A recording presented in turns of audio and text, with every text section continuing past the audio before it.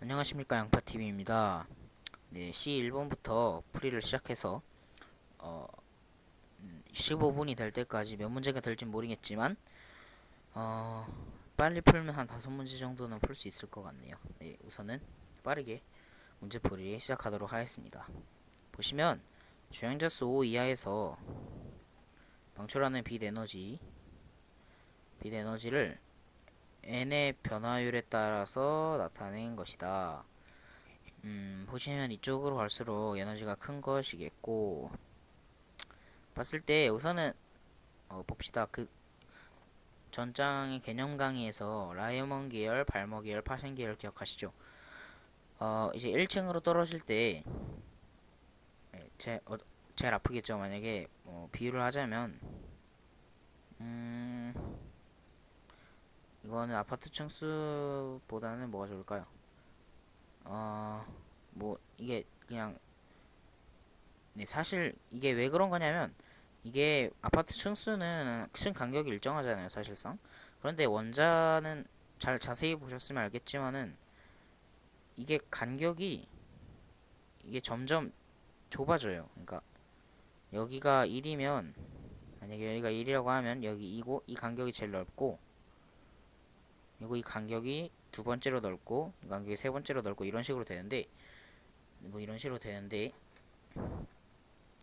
그러니까 당연히 여기서 이렇게 떨어지는 게 여기서 이렇게 떨어지는 것보다 둘 다 1층이지만 여기가 더 아프겠죠. 이렇게 생각하시면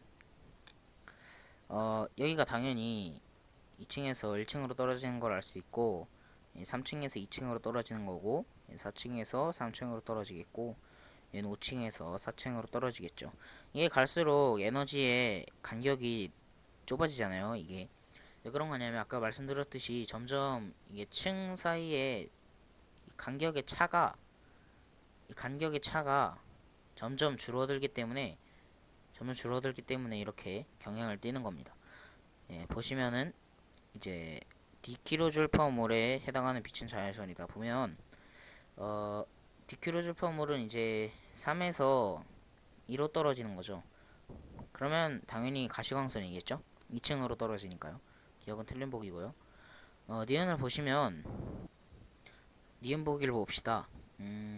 A를 보시면 지금 간격이 3인 것 중에서 제일 아픈 게 무엇이냐 하면 당연히 4층에서 1층으로 떨어지는 게 또 5층에서 2층으로 떨어지는 것보다 더 아프겠죠. 왜냐면 지금 주행자 수가 5 이하니까 이 두 개밖에 나올 수가 없는데 이 둘 중에서 얘가 더 당연히 더 아프니까 예. 말씀드렸듯이 간격이 점점 층이 높아질수록 좁아지기 때문에 층 간 간격이 예. 그렇기 때문에 당연히 4층에서 1층으로 떨어질 때가 더 아프겠죠. 그럼 여기가 4층에서 이제 1층으로 떨어지는 것일 거고 보시면 이제 이 A의 A 킬로줄에서 C 킬로줄을 뺀 게 B 킬로줄에서 D 킬로줄을 뺀 것과 같다라는 것인데 봅시다. B를 보시면은 여기 4층에서 1층으로 떨어진 것이고 B는 두 층을 떨어진 것 중에 제일 아픈 게 무엇이냐라고 묻고 있습니다. 그러면 당연히 3층에서 1층으로 떨어지는 게 제일 아프겠죠. 네, 이런 문제를 풀 때 팁은 뭐냐면 이 위에 있는 거는 싹 다 1층으로 떨어지는 것이고 중간에 있는 것은 싹 다 2층으로 떨어지는 것이고 세 번째 있는 것은 다 3층으로 떨어지는 것이고 네 번째 있는 것은 다 4층으로 떨어지는 거예요. 상식적으로 그렇죠. 왜냐면 지금 이거를 연결해 보시면 이렇게 나와요. 신기하게. 어 그냥 이렇게 생각을 하시면 돼요. 첫 번째 있는 게 1층으로 떨어지는 거고 두 번째 있는 게 2층으로 떨어지는 거고 세 번째 있는 게 3층으로 떨어지는 거고 네 번째 있는 게 4층으로 떨어지는 거다. 뭐 이렇게 이해를 하시면은 다 맞습니다. 대부분 보시면 그러니까 여기는 이제 A가 3에서 1로 떨어지는 것일 것이고 4에서 1이네요. 4에서 1로 떨어지는 것일 것이고 C가 C를 보시면은 두 번째니까 두 번째인데 목적지가 2예요. 목적지가 2인데 두 칸을 떨어져야 되니까 4에서 2라는 걸 알 수 있겠죠. 4에서 2고 아까 말씀드렸듯이 얘는 4에서 1이니까 이것으로 이제 사칙 연산을 어떻게 하느냐, 이건 제가 개념 강의 때 말씀을 안 드렸는데 어떻게 하냐면요, 이거를 이제 문자로 치환을 하는 거예요. 이는 4에서 이제 전자가 바닥 상태에서, 아니, 들뜬 상태에서 바닥 상태로 갈 때는 이제 두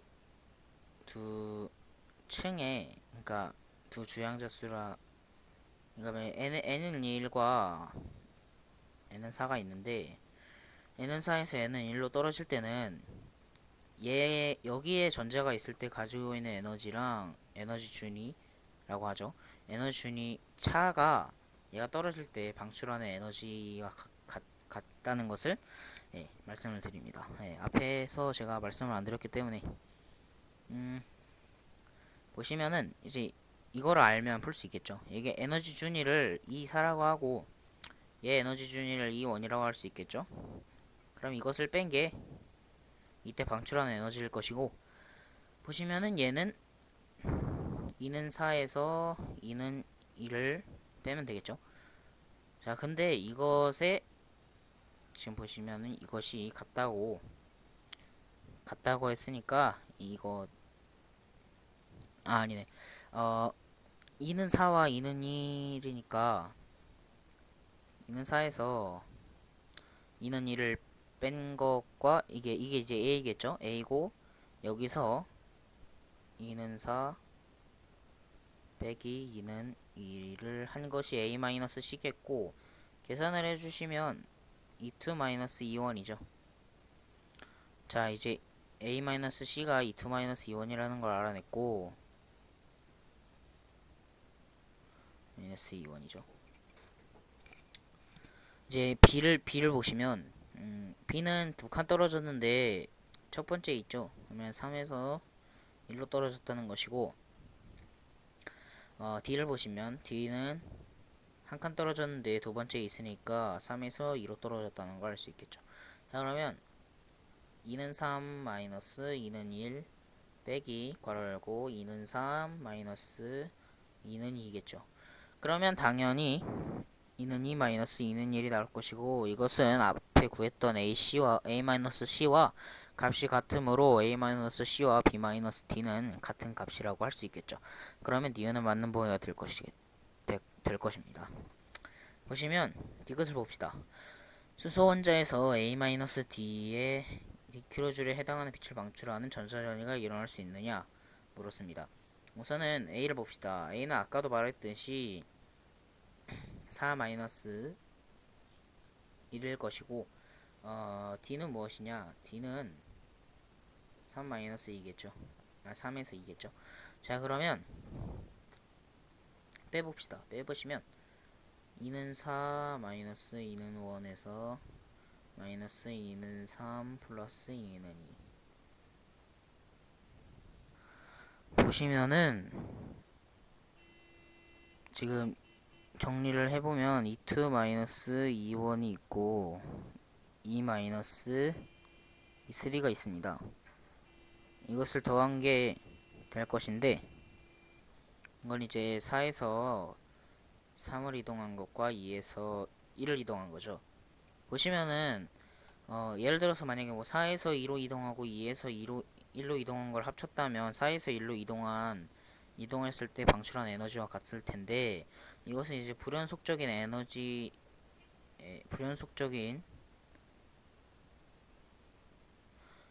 전자전이기 때문에 일어날 수가 없죠. 이거는 뭐 일단은 저희가 따질 때 지금 정확하게 말하면은 홀전자 원자를 따지는 건데, 지금 저희가 대부분 수소 원자를 다루고 있죠. 왜냐면 수소 원자가 대표적인 원자, 그러니까 원자 중에는, 중성 원자 중에는 유일하게 홀전자인 게 수소 원자겠죠. 네, 그렇겠죠. 그러니까 저희가 이제 저희 수중에서 다룰 법한 게 수소 원자밖에 없는데, 그래서 전자전이를 따질 땐 이제 수소 원자를 따져야 되기 때문에 앞에 수소 원자라는 말이 붙은 거고, 이제 이런 불원속적인 전자전이는 원자 내에서 일어날 수가 수소 원자 내에서 일어날 수가 없죠. 그러니까 이제 디귿은 틀린 보기가 될 것입니다. 그래서 답은 DN이 되겠죠. 다음 문제 넘어가도록 하겠습니다. 2번 문제입니다. 그림은 수소 원자의 전자전이 A부터 D 이렇게 나타낸 것이고, 이제 스펙트럼과 이것이 원자 모형을 동시에 나타내는 이런 문제가 정말 자주 나오는데, 봅시다. 보시면은 지금 파장이 이쪽으로 갈수록 커지겠죠. 이 적혀있는 게 지금 파장인지 진동수인지 잘 보셔야 돼요. 진동수는 파장과 반비례하기 때문에 이걸 파장을 진동수로 바꾸게 되면 아예 이게 뒤집혀서 찍히게 됩니다. 그리고 이게 파장이 이쪽으로 가면서 커지는지도 잘 보셔야 되고요. 보시면 이걸 보고 어떻게 합니까? 이거 외우고 다녀야 됩니까? 아니, 절대 아닙니다. 봅시다. 지금 보시면 2에서 1로 떨어지는 게 있고, 이제 3에서 2, 4에서 2, 4에서 3이 있죠. 4에서 3은 독보적으로 파장이 길겠죠.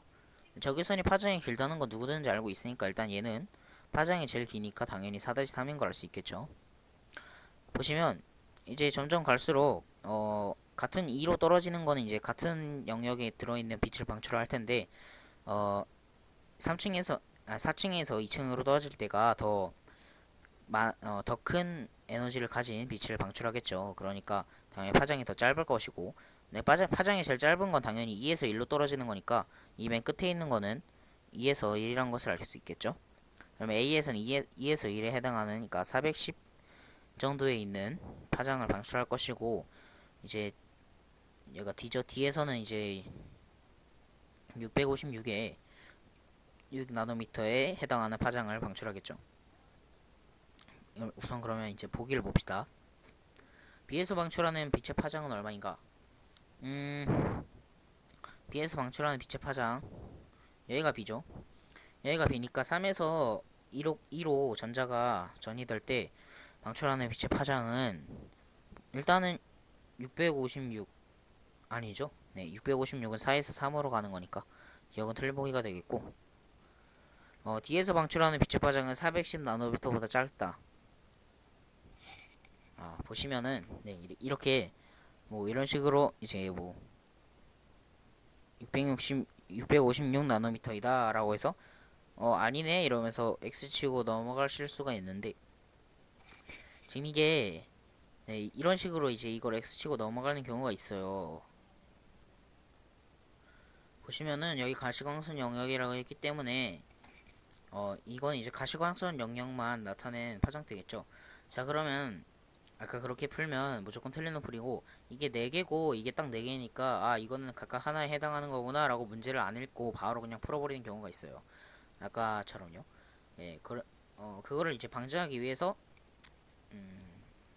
일단 문제를 일단 최대한 꼼꼼하게 읽는 게 먼저고, 이런 파장대는 이거 암기해야 되나요? 라고 물어보실 수 있는데, 솔직히 말해서 암기하면 도움이 돼요. 물론 암기를 안 한다고 해서 못 푸는 문제는 절대 아닌데, 암기를 하면은 이걸 딱 보고 가시광선 영역대구나 하고 문제를 안 보고도 이 자료만 보고도 알 수 있어요.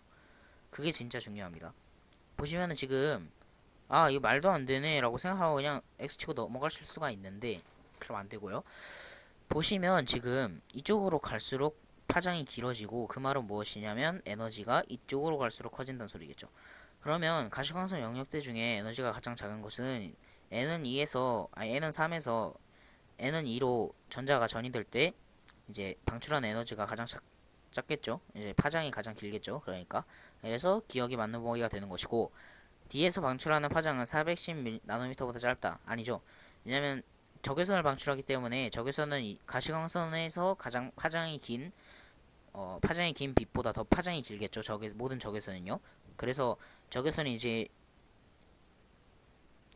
빨간색보다 파장이 더 길다고 해서 거기서 이제 영어가 유래돼서 그 영어 단어를 해석하면 적외선이라고 해석되는 걸로 알고 있어요.